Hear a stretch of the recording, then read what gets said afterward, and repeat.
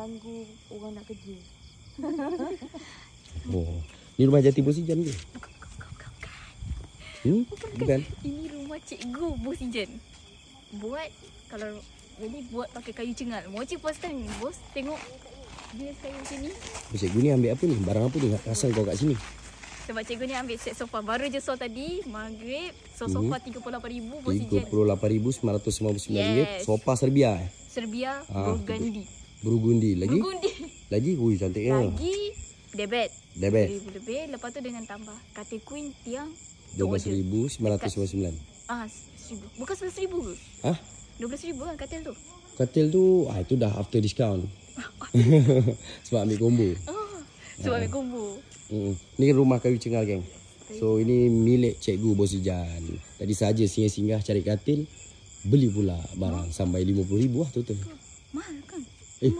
Ya mahal lah. Kan? Kayu cengal. Juta kan? Juta lah. Besar kot ni. Saya tengok.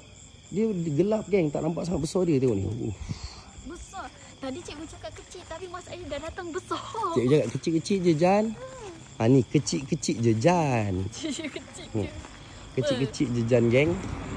Tengok cikgu. Ni kecil-kecil je, Jan. Oi. Cikgu kesayangan Bos Ijan. Beli barang cash terus, cikgu. Cash. Yes. Alhamdulillah. Ni cikgu ni, geng. Cikgu Angel juga ni. Ni cikgu Angel. Nanti bos. Yang laki je cikgu Boyjan. Perempuan cikgu Angel. Yang perempuan cikgu Angel, yang lakinya cikgu Boyjan. Nanti nak ikut bos hantar. Boleh. Dekat kan. Boleh naik motor pun sampai. Cikgu ni dah satu log dengan ni. Cikgu Zara. Musim cikgu ah. Musim cikgu abang polis. Polis, cikgu, askar. Musim government hujung tahun lah. Alhamdulillah. Cikgu Zara pun dekat. Dah log beberapa minggu ni. Pastikan tanya bos tengok tari mancingnya.